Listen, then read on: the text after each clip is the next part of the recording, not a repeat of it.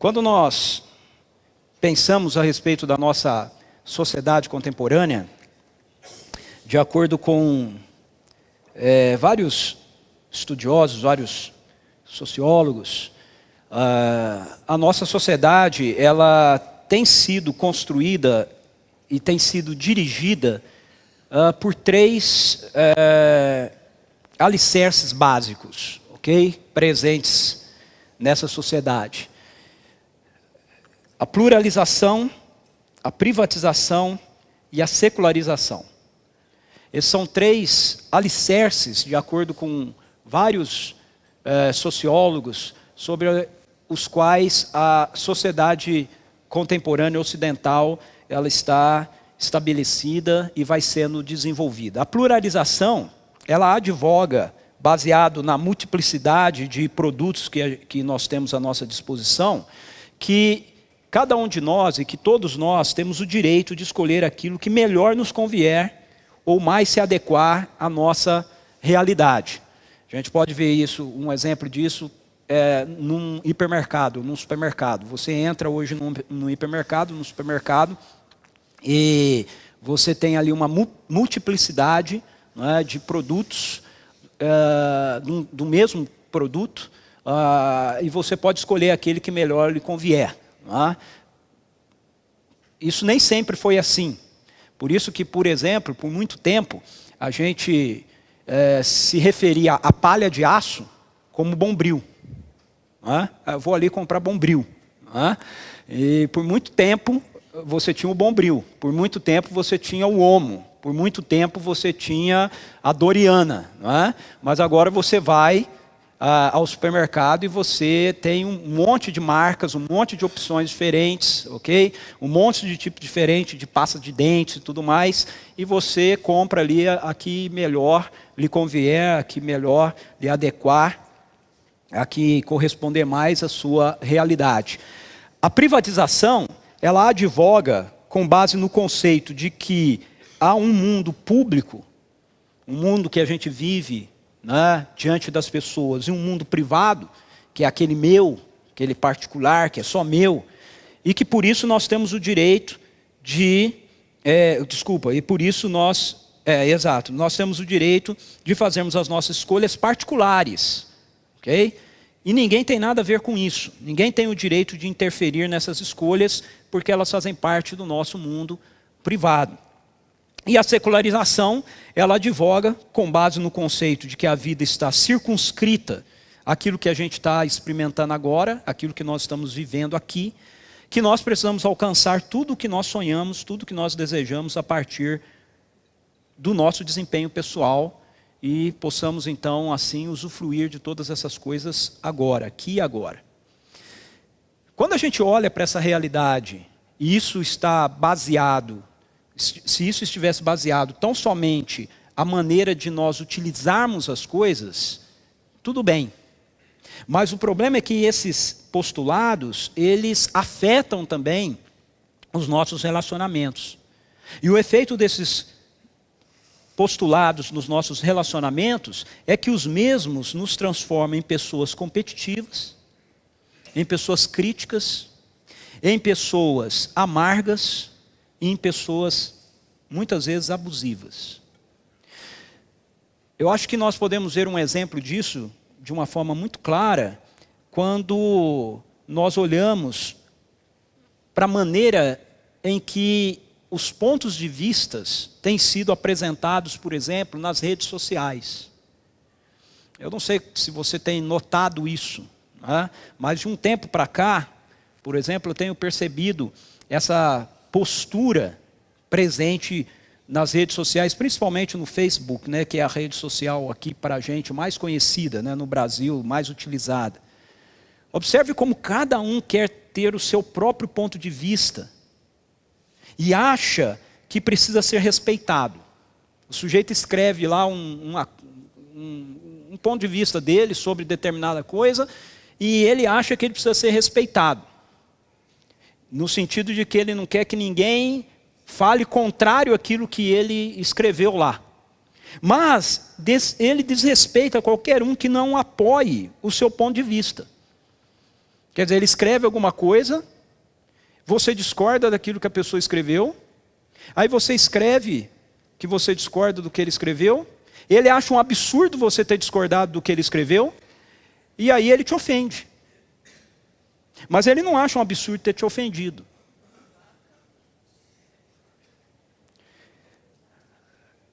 Quando eu olho para isso, eu percebo, gente, que a época de conversas inteligentes, a época de conversas baseadas em argumentos bem elaborados, ficou para trás.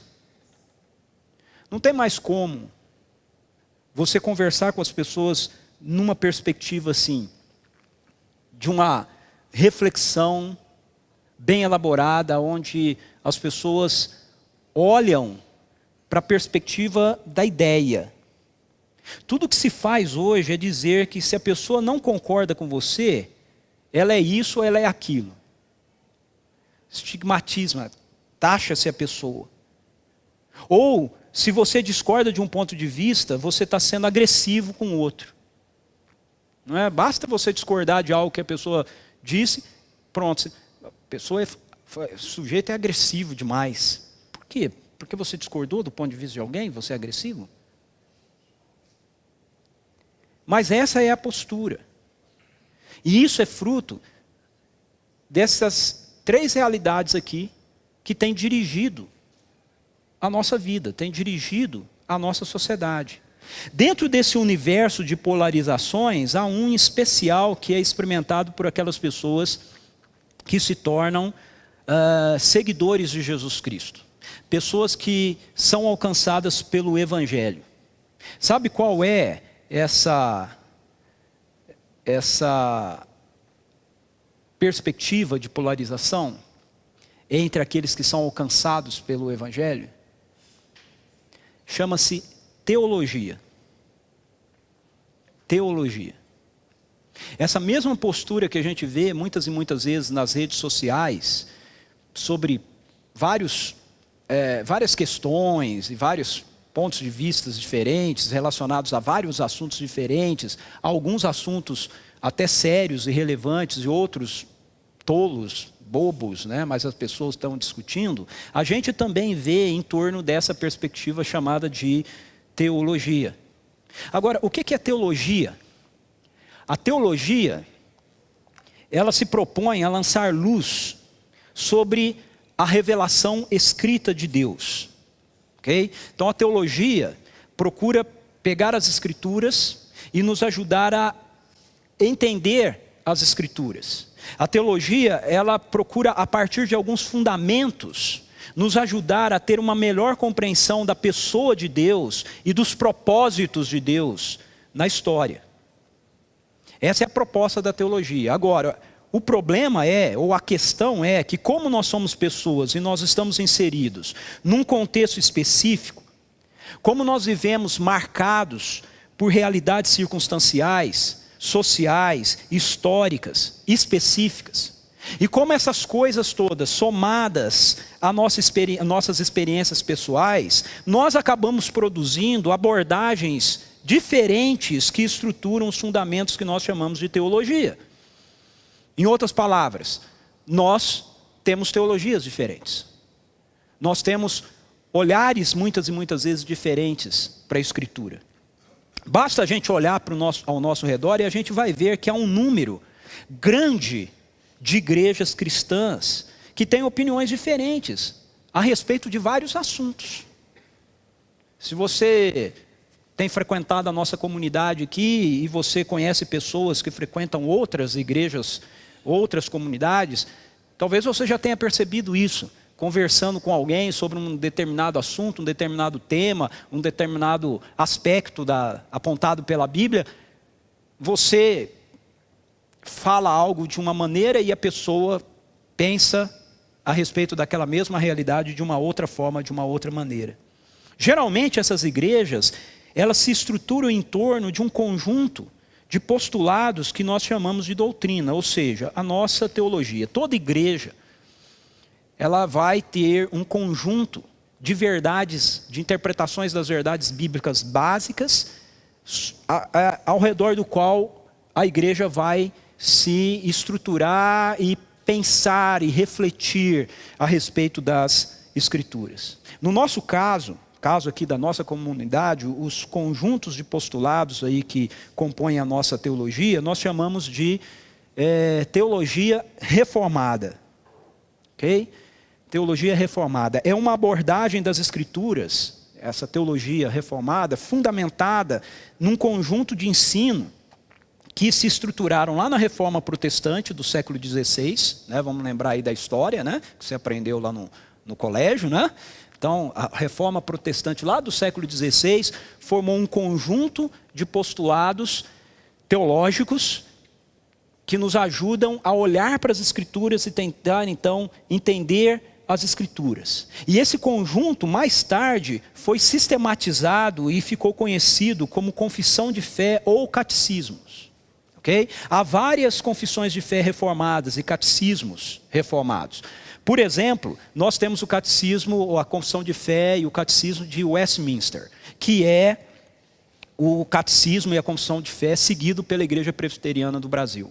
Mas nós temos também, por exemplo, a confissão de fé e o catecismo de Heidelberg, okay? Que é seguido pela Igreja Reformada Holandesa. Então a Igreja Presbiteriana é uma igreja reformada, a Igreja Reformada Holandesa também é uma igreja reformada.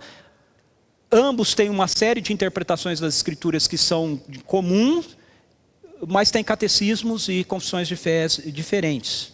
Okay? Há dois pontos aqui que são importantes a gente entender. Primeiro, existem igrejas que não são reformadas, mas são cristãs. Passei? Não está funcionando aí ou está? Ah, tá. Ok. Então deixa eu apertar uma, deixa eu ver.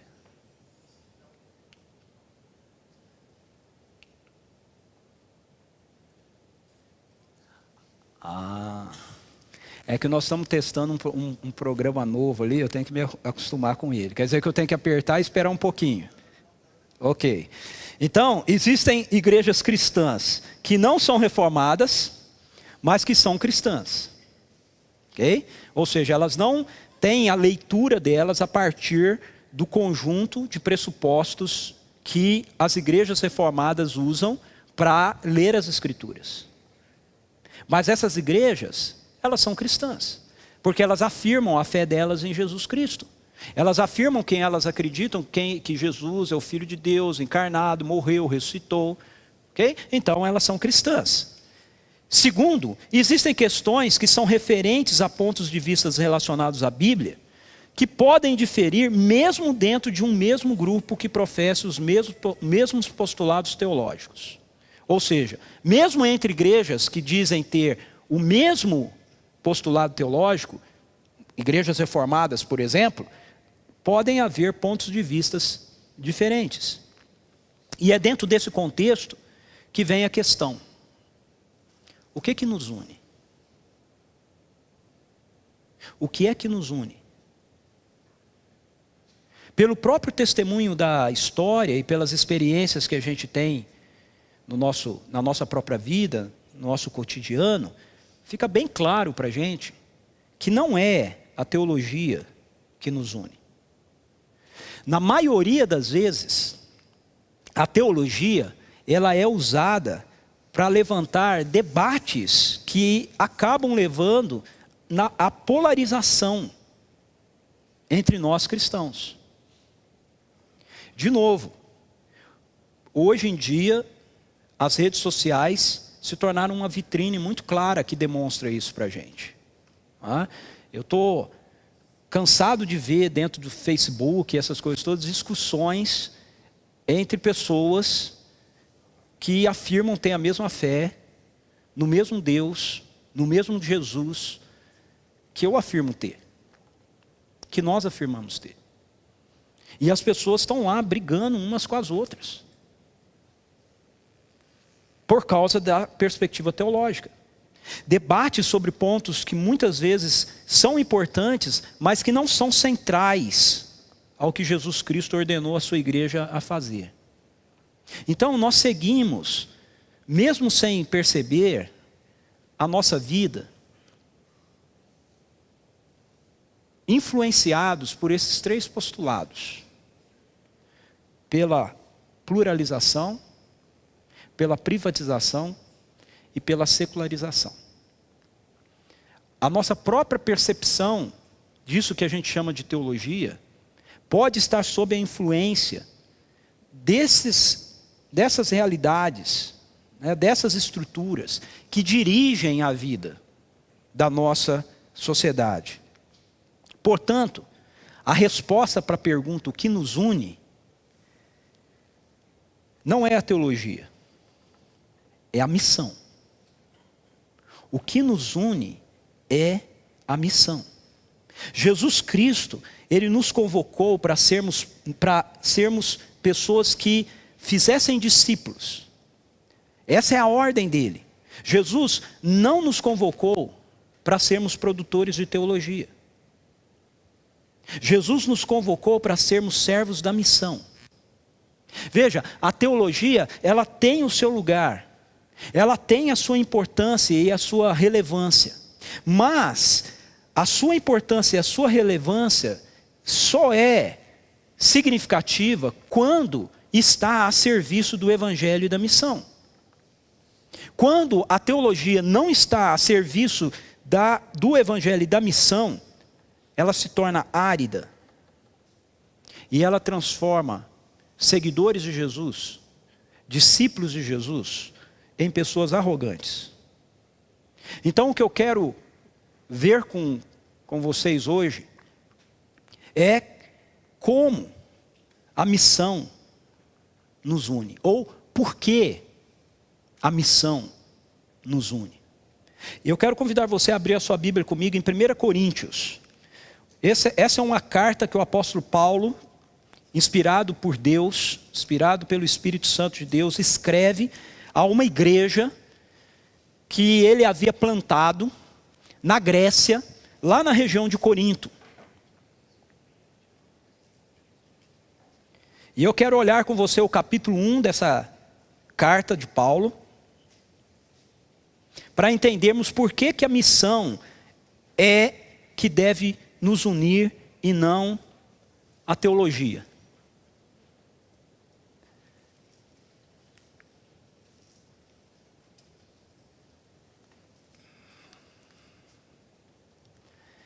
Primeiramente, a missão nos une porque ela enfoca a graça de Deus acima de qualquer outra coisa.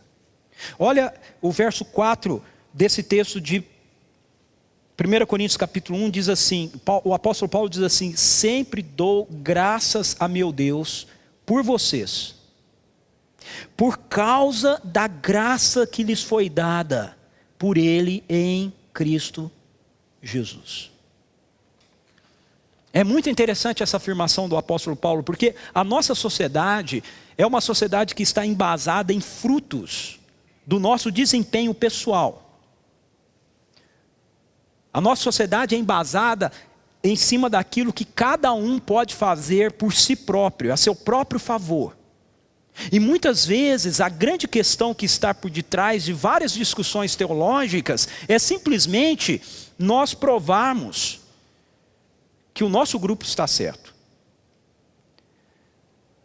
Então nós estamos trabalhando simplesmente ao nosso favor.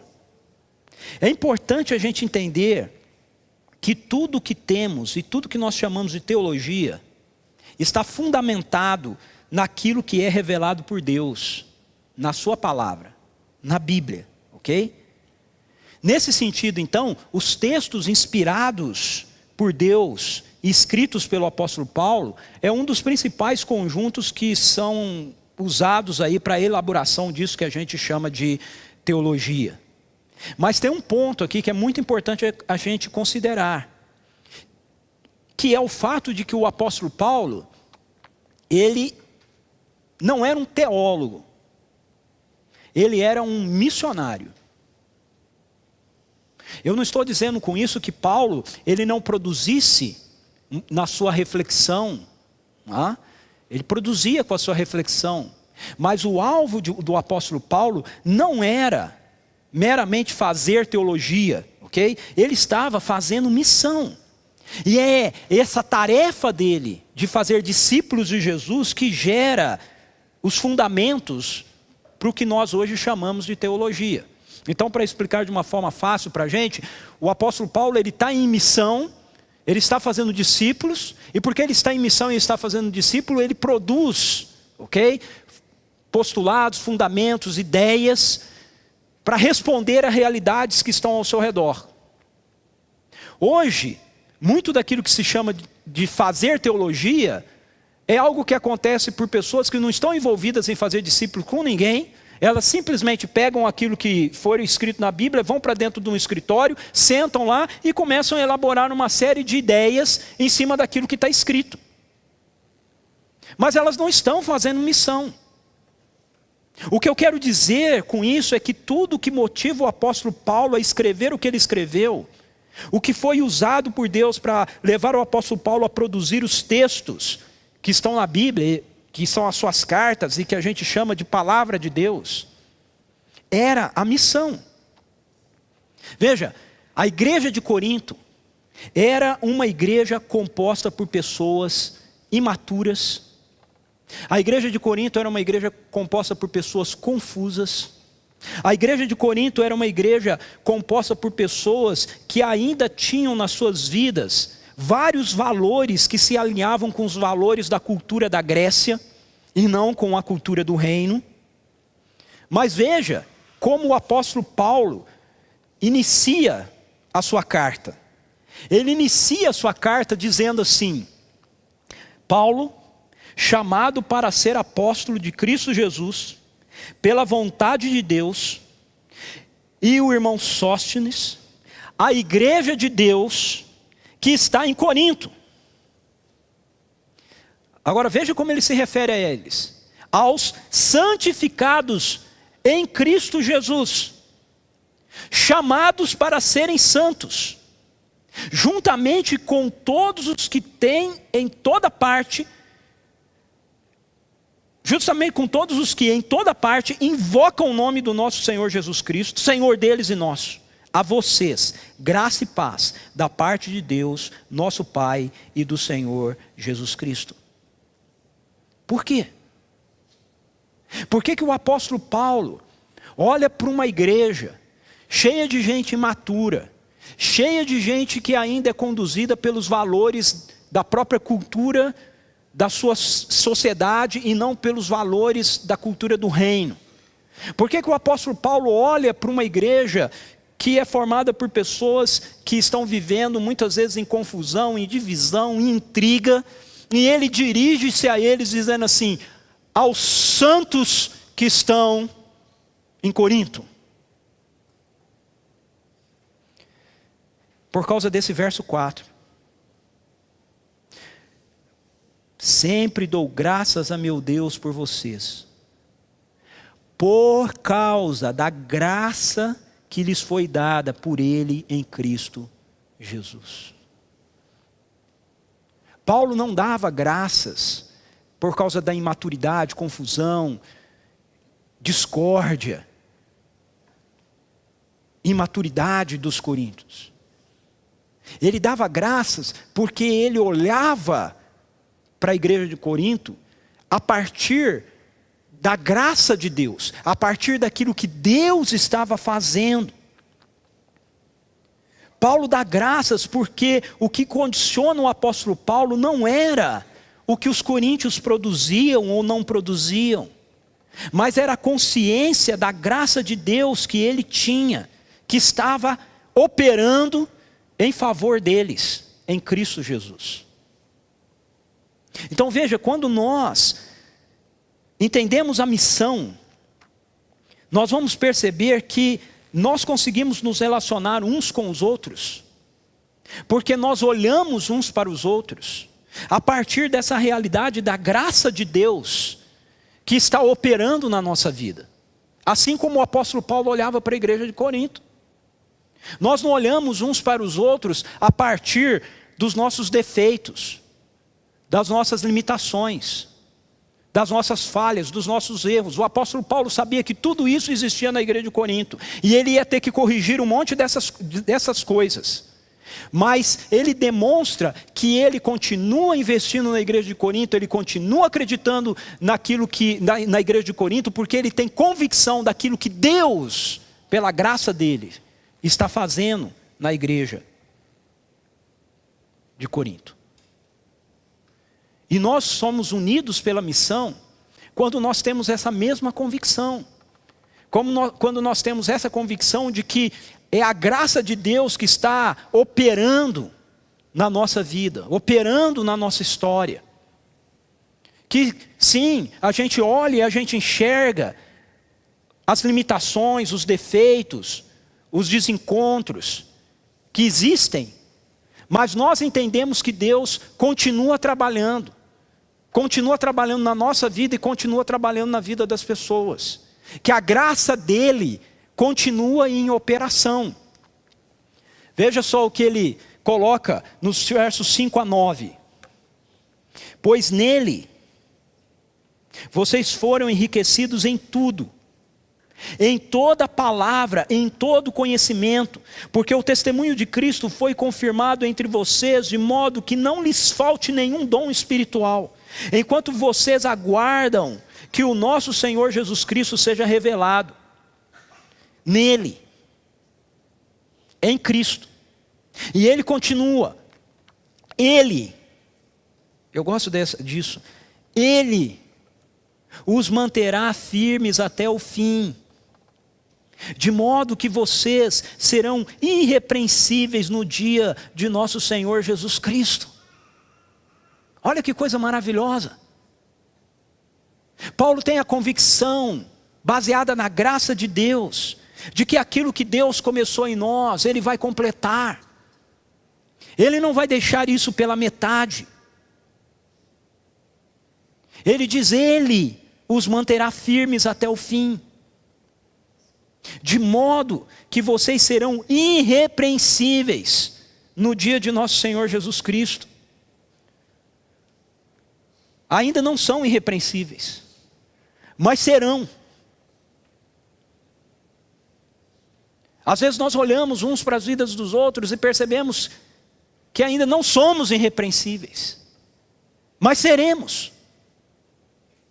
A graça de Deus garante que seremos. Ele está fazendo isso. E Paulo conclui dizendo, fiel é Deus, o qual os chamou à comunhão com o seu Filho Jesus Cristo, nosso Senhor. A missão pode nos unir então, porque ela nos leva a entender que aquilo que realmente importa não é fruto da nossa produção intelectual. É resultado da graça de Deus que está operando em nós. A teologia não pode nos unir, porque ela se baseia no empenho pessoal e intelectual das nossas reflexões. Mas a missão nos une, porque ela repousa sobre a nossa consciência de que é por causa da graça de Deus que as coisas acontecem na nossa vida e na vida da igreja. Eu quero frisar esse verso 8. Ele os manterá firmes até o fim, de modo que vocês serão irrepreensíveis no dia de nosso Senhor Jesus Cristo. Eu olho para mim e eu vejo um monte de coisas que precisam ainda serem mudadas e transformadas. E aí eu olho para a palavra e ela me diz, Ele vai tornar você irrepreensível até o dia de Cristo Jesus, nosso Senhor. Você não pode confiar em você. Você não pode confiar na sua capacidade. Você precisa confiar nele, na graça dele, naquilo que ele está fazendo, não no que nós estamos produzindo. Mas a missão nos une também porque ela centraliza o Evangelho. O apóstolo Paulo, no verso 17 desse capítulo 1 de Coríntios, ele diz assim: pois Cristo não me enviou para batizar, mas para pregar o Evangelho, não com palavras de sabedoria humana, para que a cruz de Cristo não seja esvaziada. Cristo, sabedoria e poder de Deus. Veja, se nós pensarmos ao longo de toda a história na igreja, nós vamos constatar um único elemento de unidade que é traçado por toda a linha na história da igreja. Esse elemento é o Evangelho. Se a gente deixar de lado os movimentos que se auto-intitulam igreja, mas que não estão centrados no Evangelho, e nós pegarmos todos os demais movimentos da igreja na história, a gente vai ver que aquilo que há em comum entre eles é a essência do Evangelho. Isso é o que há em comum. Quando nós lemos os textos do Novo Testamento, nós percebemos que havia um único ponto que era motivo de ênfase e de luta dos primeiros apóstolos e dos primeiros discípulos: o Evangelho. Qualquer outra realidade de diferenciação que houvesse na vida da igreja, de uma igreja para outra igreja, estava tudo tranquilo para os apóstolos. Mas quando havia algum tipo de postura que afetava o Evangelho, aí eles entravam em ação.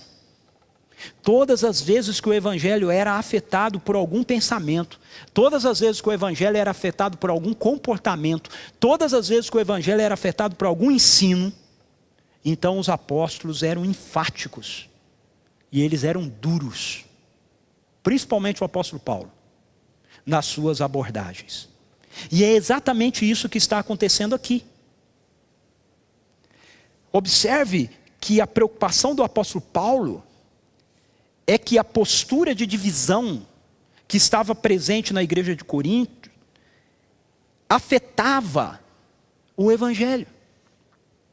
Ele começa a sua carta reconhecendo essa realidade de que a graça de Deus continua em operação ali, mas logo ele tem que entrar com a sua correção em relação à postura que a igreja dos coríntios estava tomando diante do Evangelho.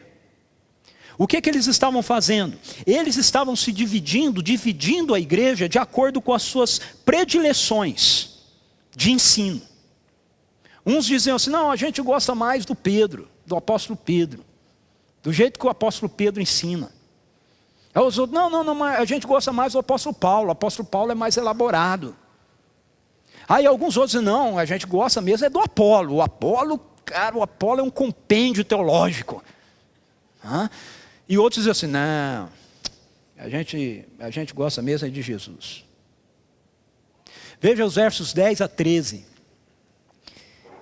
Paulo diz assim: irmãos, em nome de nosso Senhor Jesus Cristo, suplico a todos vocês que concordem uns com os outros no que falam, para que não haja divisões entre vocês, e sim, que todos estejam unidos num só pensamento e num só parecer.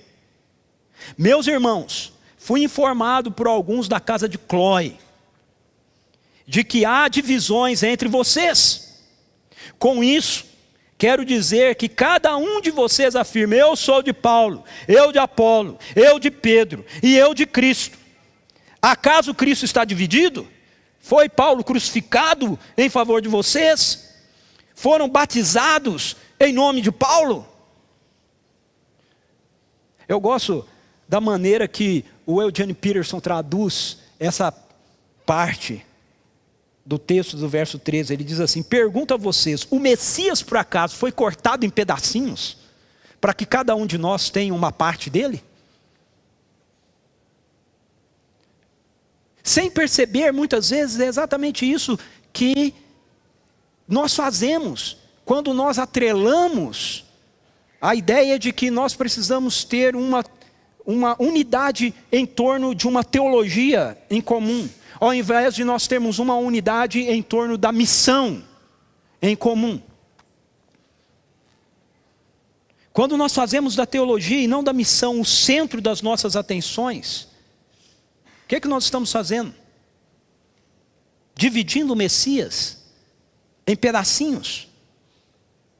Quando para nós se torna mais importante discutir os pontos da teologia que faz com que nós sejamos calvinistas, ou nós sejamos arminianos, ou nós sejamos luteranos, ou nós sejamos católicos romanos, ou nós sejamos pentecostais, ou parte de qualquer outro grupo, ao invés de nós olharmos para o fato de que Jesus Cristo deu a todos nós a mesma missão, nós tornamos a teologia um instrumento de dividir o Messias em pedacinhos. Então o apóstolo Paulo, que tem consciência de que a graça de Deus é que está operando na vida da igreja aos Coríntios, que tem essa convicção porque ele vive nessa dimensão da missão de fazer discípulos. Por outro lado, olha para a igreja e diz: olha, vocês precisam ter um mesmo pensamento no que diz respeito à perspectiva do que é central. Qual é a resposta que o apóstolo Paulo dá para essa situação, quando um está dizendo: eu sou de Paulo, eu sou de Pedro, eu sou de Apolo, eu sou de Cristo? Qual é a resposta que a palavra de Deus nos dá quando a gente está dizendo: eu sou de Calvino, eu sou de Lutero, eu sou da Assembleia de Deus, eu sou de não sei aonde? A resposta é o Evangelho. Veja só o que Paulo diz. Ele diz: dou graças a Deus por não ter batizado nenhum de vocês, exceto Crispo e Gaio, de modo que ninguém pode dizer que foi batizado em meu nome. Batizei também os da casa de Estéfanas. Aí ele se lembra de mais um, né? Fala: esqueci de um. Batizei também os da casa de Estéfanas. Além desses, não me lembro de se batizei alguém mais. Pois Cristo não me enviou para batizar, mas para pregar o Evangelho. Não com palavras de sabedoria humana, para que a cruz de Cristo não seja esvaziada. Cristo, sabedoria e poder de Deus.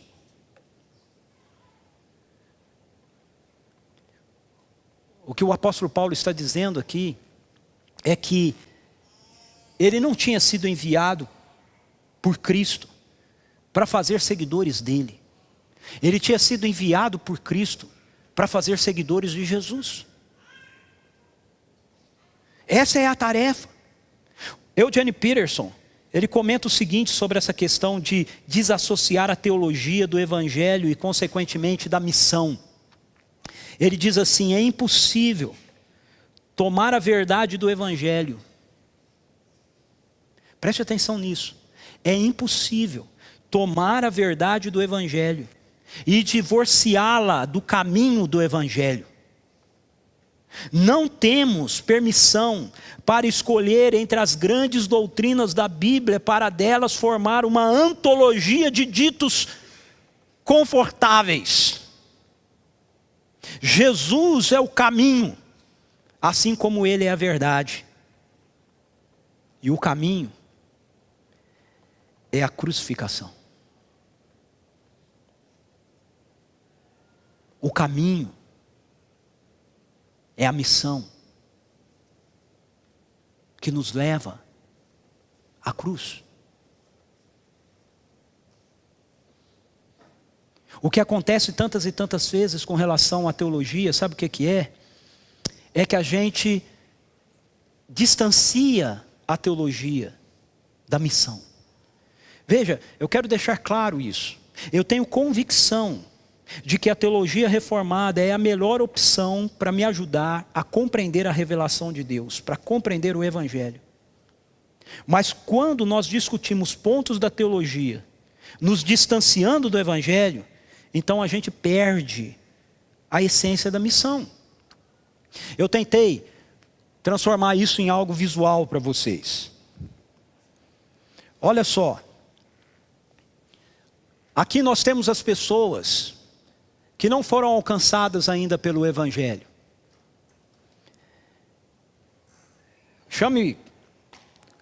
Dê o nome que você quiser dar, né?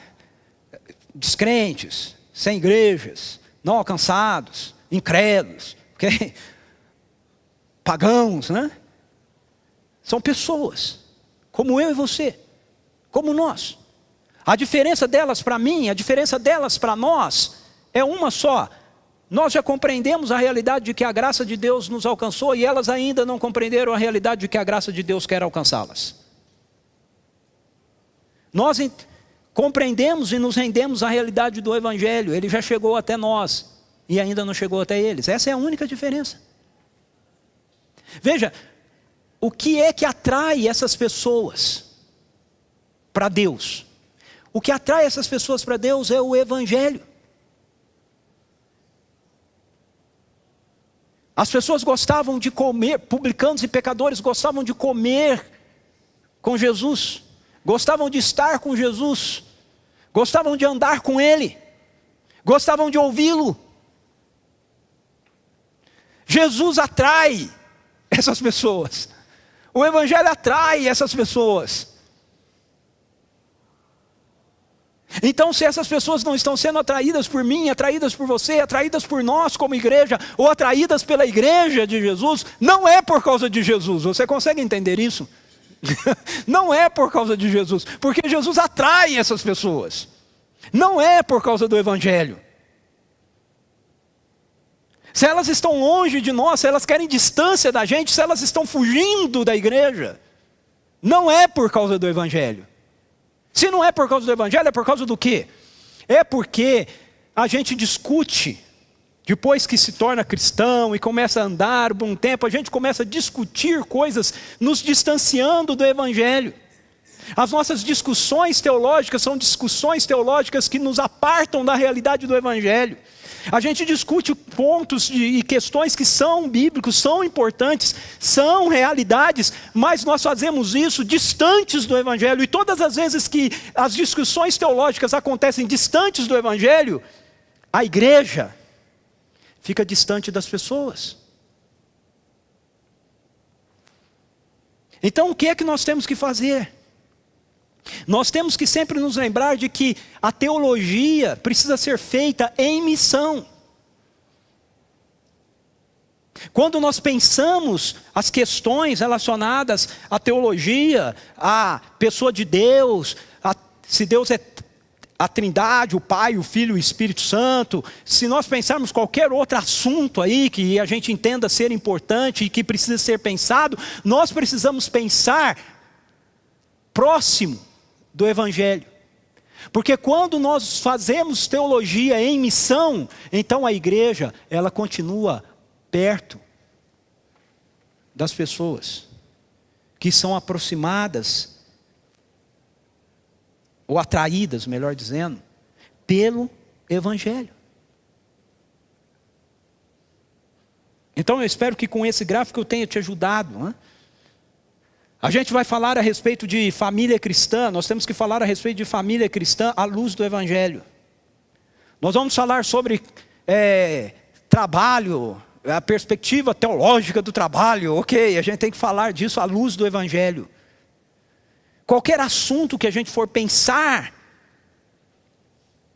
na vida, qualquer assunto que tenha uma perspectiva que a gente queira chamar de teológica, a gente precisa fazer isso sempre ligados ao Evangelho, sempre nos perguntando como isso está a serviço da missão. Como os coríntios, se a gente não agir assim, nós começamos a dizer, eu sou de Calvino.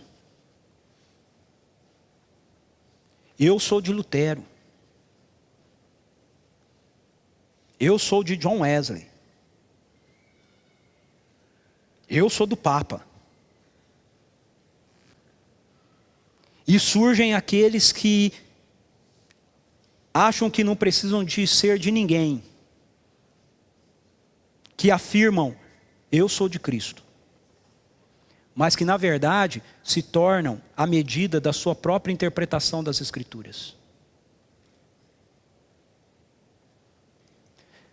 A missão nos une, não a teologia, porque a missão sempre nos faz lembrar de que nós devemos usar a teologia para que ela enfoque o Evangelho. Ela, como um farol, ilumine o Evangelho. Quando todos nos apresentarmos diante do tribunal de Deus, o Senhor não irá nos perguntar que tipo de teologia nós temos. O Senhor vai nos perguntar o que fizemos do Evangelho. Essa será a pergunta dele. Não que tipo de teologia você tinha, mas o que você fez do Evangelho. Como você se posicionou diante daquilo que o meu filho fez por você. Diante da sua morte e ressurreição por você.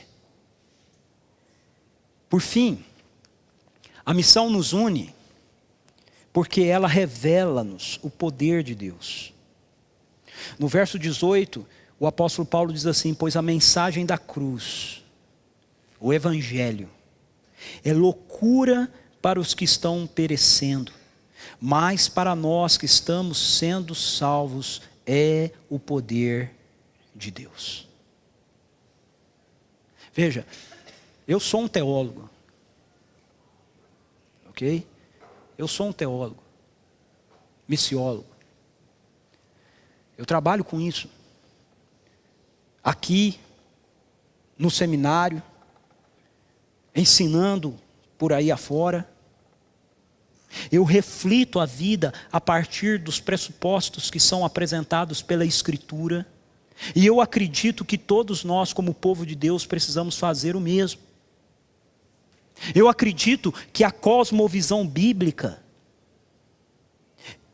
é o que deve ser a abordagem da nossa compreensão da vida e da história da humanidade. Não qualquer outra cosmovisão.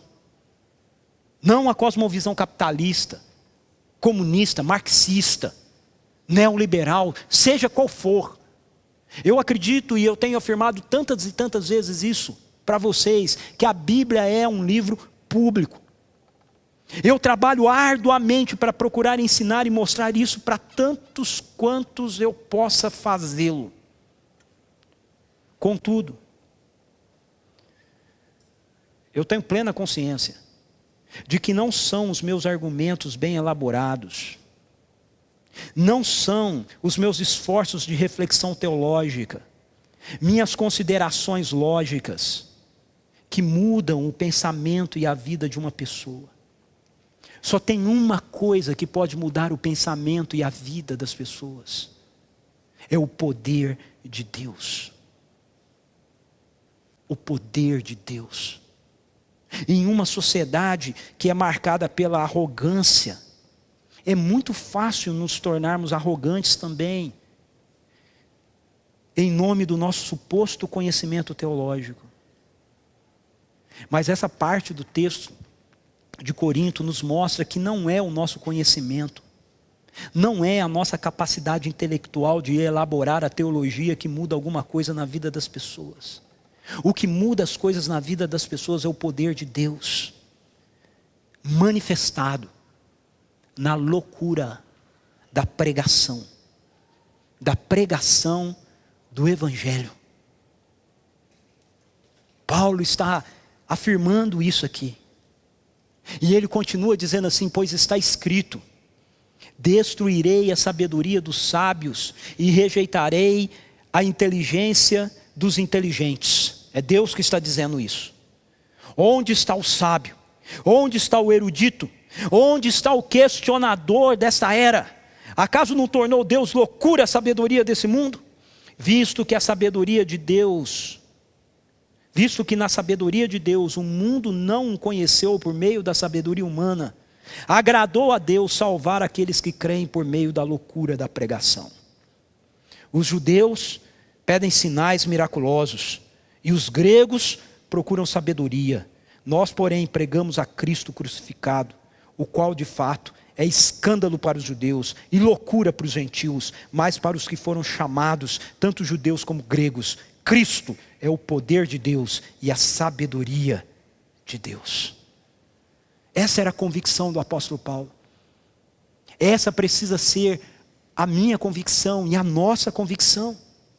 Quando nós usamos da teologia apenas para ficar discutindo entre nós mesmos, sobre pontos e questões diversas, mas nós não saímos para termos efetivamente uma vida missional, nós deixamos de perceber que o poder e a sabedoria que mudam vidas não são produzidas por nossas reflexões, mas pela ação de Deus na vida das pessoas. Aí eu quero te perguntar, qual foi a última vez que compartilhamos o Evangelho com outra pessoa? Qual foi a última vez que nós deixamos nossa vaidade, o orgulho de lado, que nos leva a ficar discutindo pontos teológicos mais profundos, e simplesmente fomos e compartilhamos Cristo, poder e sabedoria de Deus?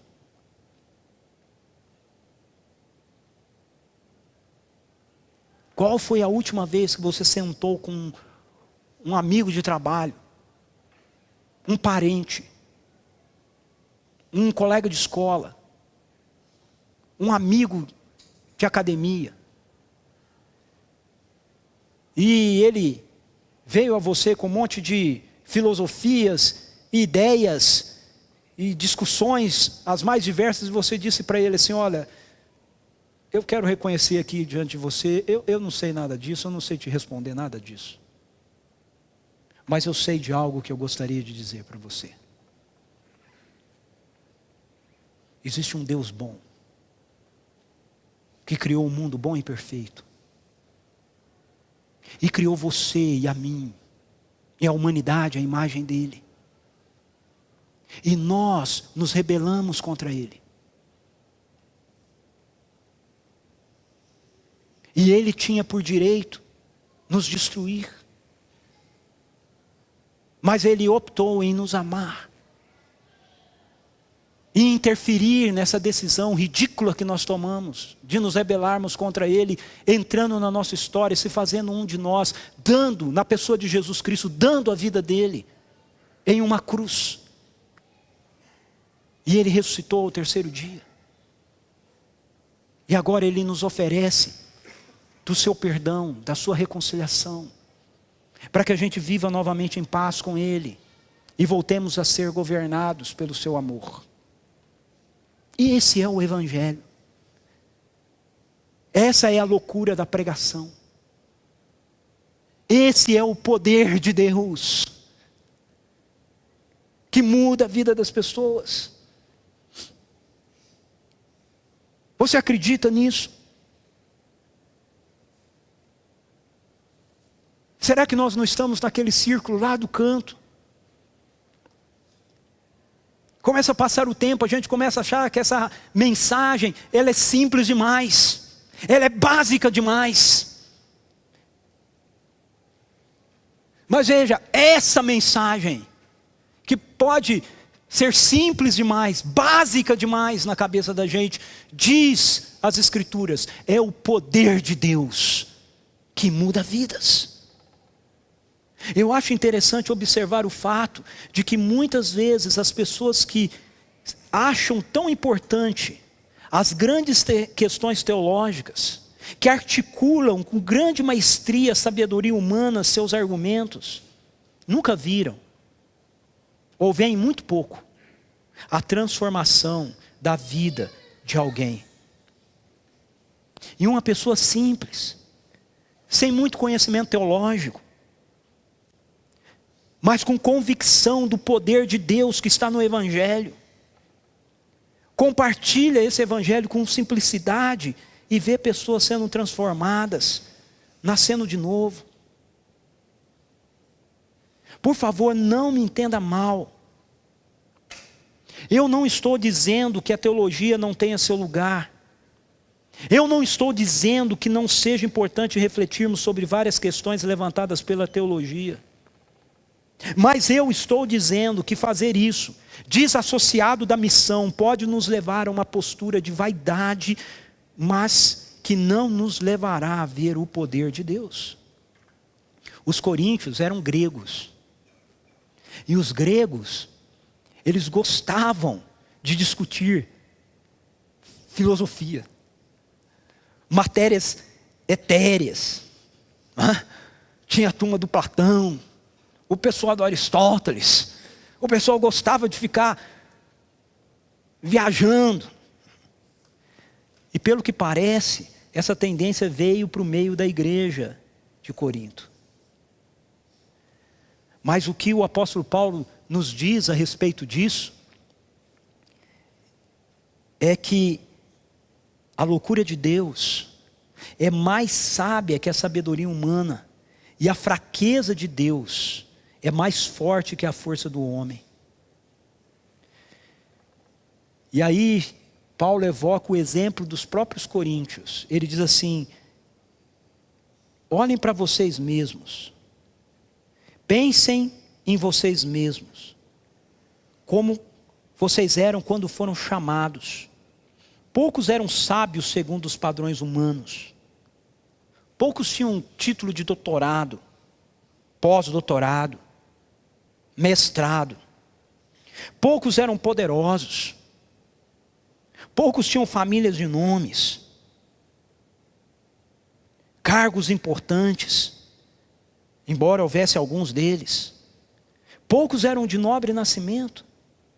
Mas Deus escolheu as coisas loucas do mundo para envergonhar os sábios, e escolheu as coisas fracas do mundo para envergonhar as fortes. Ele escolheu as coisas insignificantes do mundo, as desprezadas e as que nada são, para reduzir a nada as que são, para que ninguém se vanglorie diante dele. Às vezes eu ouço algumas pessoas dizendo assim: nós precisamos estudar mais teologia. Ok, eu não discordo, mas a minha pergunta é: por quê? Por quê? Se o objetivo da teologia não for expor em missão o poder de Deus, ela servirá apenas para nos gloriarmos no que não devemos nos gloriar. Só servirá para isso. Deus opera pela simplicidade e pela loucura do Evangelho. E Ele faz isso para nos mostrar e nos lembrar que os resultados da missão não são frutos de nossas estratégias e bons argumentos. São frutos da sua atuação poderosa, para que, se a gente se gloriar em alguma coisa, a gente se glorie nele. É assim que o apóstolo Paulo termina essa seção da carta. É, porém, por iniciativa dele, que vocês estão em Cristo Jesus, o qual se tornou sabedoria de Deus para nós, isto é, justiça, santidade e redenção, para que, como está escrito, quem se gloriar, glorie-se no Senhor. Você não é justo diante de Deus por você mesmo. Você é justo diante de Deus por causa de Jesus. Eu não sou santo diante de Deus por mim mesmo. Eu sou santo diante de Deus por Jesus.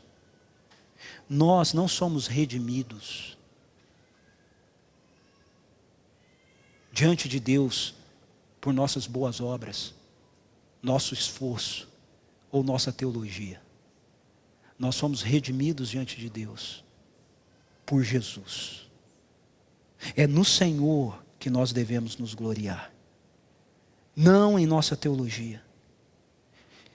E nos gloriamos no Senhor quando nós reconhecemos que Ele está em missão no mundo e nos unimos a Ele naquilo que Ele está fazendo. Pastor Tim Keller, ele diz: se fôssemos capazes de dizer, discordo de você, mas concordo com você no que realmente é importante. Somos irmãos e serviremos e cultuaremos juntos.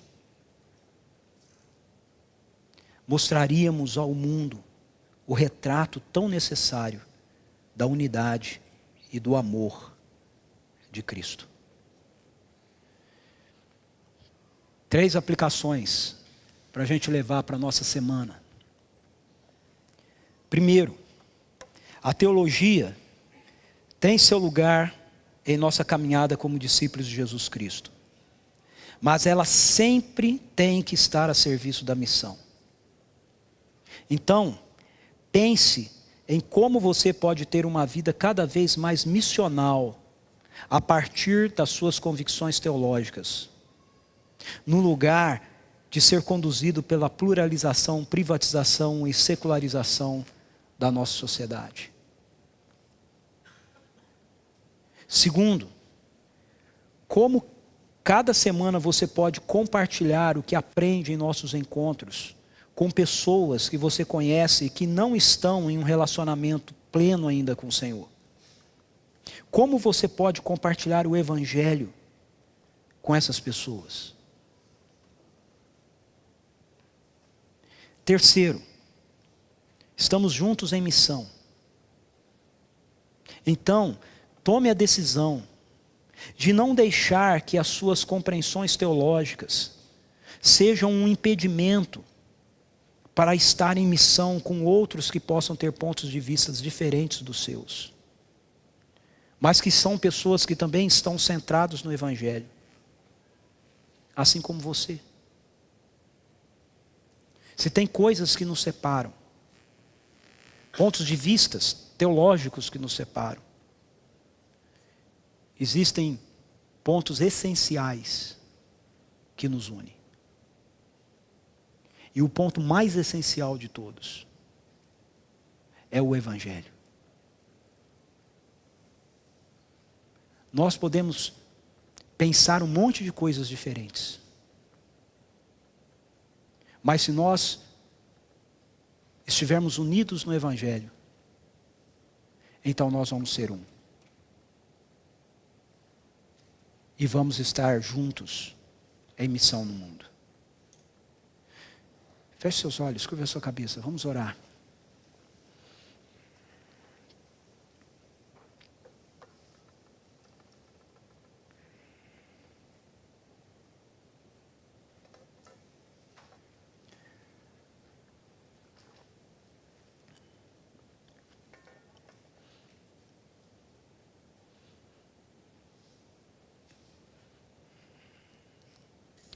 Senhor, em nome de Jesus, nós nos colocamos diante de Ti. Como a Tua palavra nos mostra, Senhor, nesse texto, com o apóstolo Paulo, nós queremos dar graças ao Senhor por nossas vidas, por nossa comunidade, nossa igreja local, pela igreja do Senhor, porque a Tua graça continua operando em nossas vidas, porque o Senhor vai nos conduzir pelo caminho do discipulado e vai nos levar a sermos irrepreensíveis no dia de Cristo Jesus.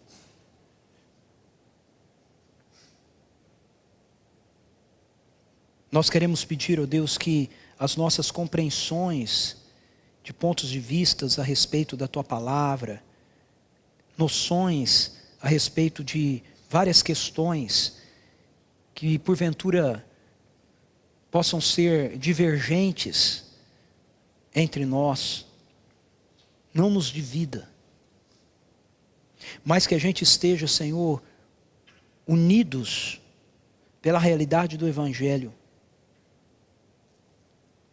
que é o centro da missão que o Senhor nos chamou para realizar, para fazer. Que aquilo que a gente pensa, que aquilo que a gente produz, que aquilo que a gente reflete, que aquilo que a gente elabora,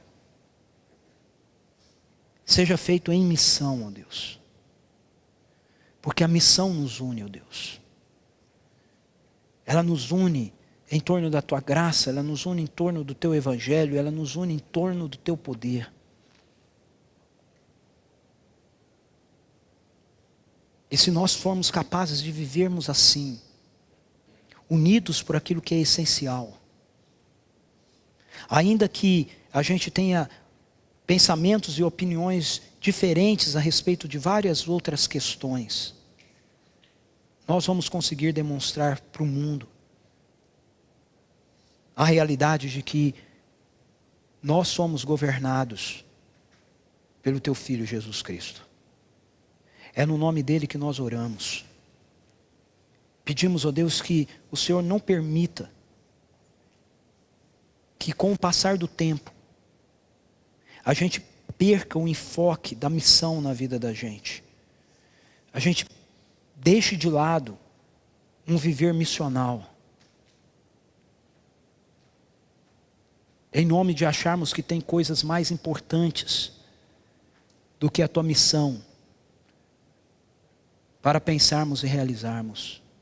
É o que nós te pedimos em nome de Jesus. Amém, Senhor.